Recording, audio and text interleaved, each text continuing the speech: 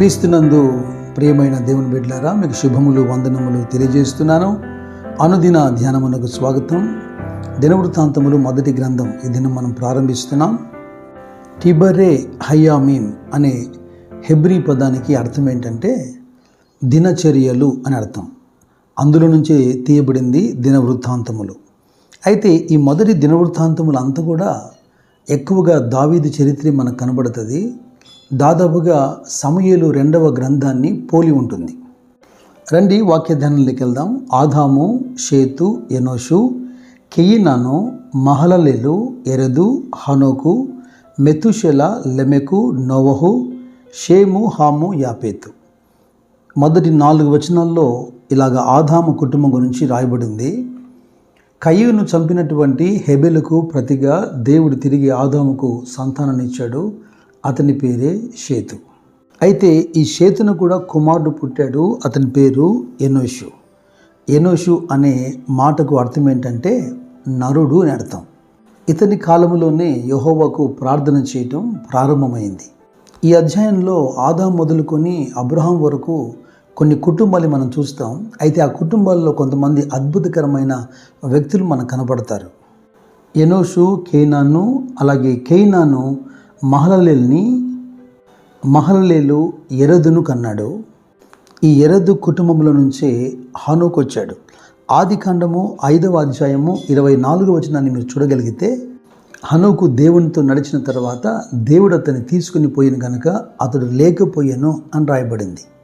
హనోకు 60 ఏండ్ల వాడై మెతుషెలను కన్నాడు. అయితే ఆ తర్వాత హనోకు 300 సంవత్సరాలు జీవించి దేవునితో నడుస్తూ కుమారులను కుమార్తెలను కన్నాడు. విశ్వాస జీవితంలో ఓ ఏడాది పాటు లేదా సహవాస జీవితంలో మందిరానికి వెళ్తున్న విషయంలో క్రమం తప్పకుండా, లేదా అనుదిన ప్రార్థనా జీవితంలో ఇలాగా దేవునితో సహవాసాన్ని కొనసాగించడానికి విశ్వాసులు ఎంతో ఇబ్బంది పడుతున్నారు. అయితే హనోకు చూడండి, 100 సంవత్సరాలు దేవునితో నడుస్తూ ఉన్నాడు. ఏకంగా ఆ స్నేహం ఎటువంటిదంటే దేవుడు అతన్ని తీసుకొని పోయాడు. హనోకు అంటే సమర్పించబడిన అని కూడా అర్థం వస్తుంది. ఈ హనోకు మెతుషెలను కన్నాడు. మెతుషెల లెమెకును కన్నాడు. అయితే లెమెకు కుటుంబంలో మరొక అద్భుతకరమైన వ్యక్తి కనపడతాడు. అతని పేరే నోవాహు. ఆదికాండం 5వ అధ్యాయంలో 28, 29 వచనాలు రాయబడింది. లెమెకు 182 ఏళ్ళు బ్రతికి ఒక కుమారుని కని, భూమిని యెహోవా శపించినందువలన కలిగిన మన చేతుల కష్టం విషయంలోనూ మన పని విషయంలోనూ ఇతడు మనకు నెమ్మది కలగజేయను అనుకొని అతనికి నోవహు అని పేరు పెట్టాను. ఆ పేరులోనే అర్థం ఉంది కదా, నెమ్మది అని, లేదా రెస్ట్, పీస్ అని కూడా అర్థం. పేరుకు తగ్గట్టుగానే నోవహు దైవ కృపను పొందాడు. మరో కొత్త తరానికి నాంది పలికాడు. ఈ నోవహును దేవుడు ప్రేమించి 3 కుమారులను ఇచ్చాడు. వారి పేర్లే సేము, హాము, యాపేతు. ఈ దినవృత్తాంతములు మొదటి గ్రంథం 1వ అధ్యాయంలో 8వ వచనం నుండి 16 వచనాలు మీరు చూస్తే హాము కుమారులు, హాము యొక్క సంతానం అంతా వివరించబడింది. అలాగనే 17వ వచనం నుండి 23 వచనాల వరకు షేము యొక్క సంతతి. ఇక 5, 6, 7 వచనాల్లో యాపేతుకు సంబంధించిన వివరాలు. అయితే ఈ 3 అన్నదమ్ములు కలిగినటువంటి సంతతి అంతా కూడా జలప్రలయం తర్వాత కలిగిన సంతతి. ఇక 29, 30 వచనాల్లో మనకు ఇష్మాయేలు యొక్క కుటుంబం యొక్క వివరాలు కనబడుతున్నాయి. అలాగే 34 నుంచి 36 వచనాల్లో అబ్రహాము లేదా ఇస్సాకు యొక్క కుటుంబానికి సంబంధించిన విషయాలు. ఇంకా ఈ అధ్యాయంలో కెతూరా ఆ కుమారులకు సంతతికి సంబంధించి రాయబడింది. అలాగే సెయీరు కుమారులకు సంబంధించిన విషయాలు రాయబడ్డాయి. ఏదేమైనా ఈ అధ్యాయం అంతా కూడా అనేక వంశాలు, కుటుంబాలు, ప్రాముఖ్యంగా కుటుంబాలు కనబడుతున్నాయి.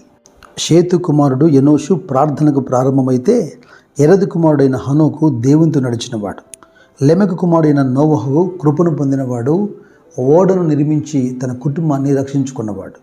ఇలాగున్న అనేక కుటుంబాల గురించి ఆలోచిస్తున్నప్పుడు అపోస్తలుడైన పౌలు ఎఫెసీలతో మాట్లాడిన ఒక మాట నాకు జ్ఞాపకం వస్తుంది. ఎఫెసీ పత్రిక 3వ అధ్యాయంలో 14వ వచనం చూడండి.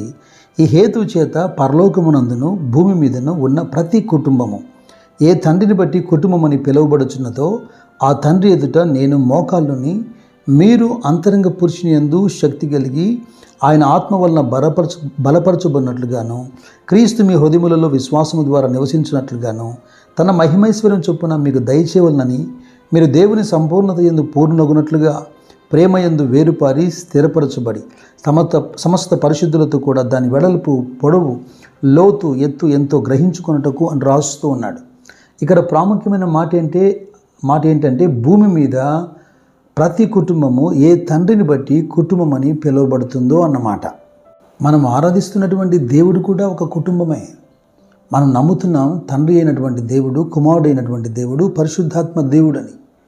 ఆయన జన్మించినప్పుడు కూడా ఒక కుటుంబంలో జన్మించాడు. యేసుక్రీస్తుగా ఈ లోకానికి వచ్చినప్పుడు ఆయన చేసినటువంటి మొట్టమొదటి సూచక్రియ అద్భుతం కూడా ఒక కుటుంబంలో చేశాడు. ఎఫెసీలతో పౌలు చెప్పిన మాటను బట్టి మనకు ఇవ్వబడినటువంటి మనం కలిగి ఉన్న కుటుంబములన్నీ దేవుని ద్వారా మనం కలిగి ఉన్నాం. ఆదికాండము 18వ అధ్యాయము 18వ వచనంలో దేవుడైన యెహోవా అబ్రహాముకు వాగ్దానం చేసింది నెరవేర్చేదానికి అబ్రహాముల్లో చూచి నమ్మింది ఏంటంటే అతడు తదనంతరం తన ఇంటి వారికి, తన పిల్లలకు దేవుని గురించి, నీతి న్యాయముల గురించి బోధిస్తాడని దేవుడు నమ్మాడట.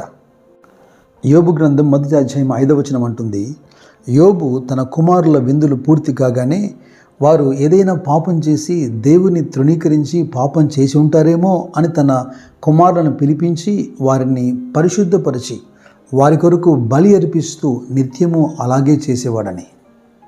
ఇక సమూయేలు 2వ గ్రంథం 7వ అధ్యాయం 26వ వచనంలో మనం రాజైన దావీదును చూస్తాం. దావీదు తాను రాజుగా స్థిరపరచబడిన తర్వాత తాను దేవుని కృతజ్ఞతాస్తుతులు చెల్లిస్తూ తన కుటుంబం కొరకు ఆ కుటుంబాన్ని దేవుని సన్నిధిలో ఆయన ఆశీర్వాదములో స్థిరపరచమని ప్రార్థన చేశాడు. వారికి ఇవ్వబడినటువంటి కుటుంబముల పట్ల భక్తులు కనపరిచినటువంటి ఆసక్తి, వారి యొక్క బాధ్యత. అబ్రహాము బోధ చేశాడు, యోబు పిల్లల్ని పరిశుద్ధపరిచాడు, దావీదు పిల్లల కొరకు ప్రార్థన చేస్తున్నాడు. కుటుంబాన్ని కలిగి ఉండడం ప్రాముఖ్యం కాదు, లేదా కుటుంబాన్ని ఇవ్వమని దేవుణ్ణి అడగడం గొప్ప విషయం కాదు. ఇవ్వబడిన కుటుంబం పట్ల బాధ్యత కలిగి ఉండాలి. ఎందుకంటే ఆ కుటుంబం గురించి ఒక రోజున ఆయన మనల్ని లెక్క అడుగుతాడు. కొర్నేలి తన ఇంటి వారందరితో కలిసి భయభక్తులు కలిగి ఉన్నట్టుగానే నిత్యము మనము మన కుటుంబముల కొరకు, పిల్లల కొరకు ప్రార్థిస్తూ ఉండేలా ఓ ఎనోషు వలెనో, లేదా ఒక హనోకు లాగానో, లేదా ఒక నోవహు లాగానో తమ తరం కొరకు ప్రార్థించేవారిగా, లేదా దేవునితో కూడి నడిచేవారిగా, లేదా దావీదు వలె తమ తరం మీదికి, తమ కుటుంబం మీదికి ఆశీర్వాదం తెచ్చేవారిగా, అంత్యకాలంలో రాబోతున్న ఈ ప్రళయం నుండి అనేకుల్ని రక్షించేందుకు నోవహులాగా ఓడలు కట్టేవారిగాను దేవుడు నిశ్చయంగా లేవనెత్తగలడు. కనుక మనమందరం కూడా దావీదు వలె హృదయపూర్వకంగా ఈ మాట చెబుదామా? యెహోవా నా ప్రభువా, నీవు సెలవిచ్చి ఉన్నావు, నీ ఆశీర్వాదము నొంది నా కుటుంబము నిత్యము ఆశీర్వదింపబడును గాక. మీ మీద ఉన్న దేవుని ఆత్మయు, మీ నోట ఉంచిన ఆయన మాటలు మీ పిల్లల నోటయు, మీ పిల్లల పిల్లల నోటయు సదాకాలము నా దేవుడు నిలుపును గాక.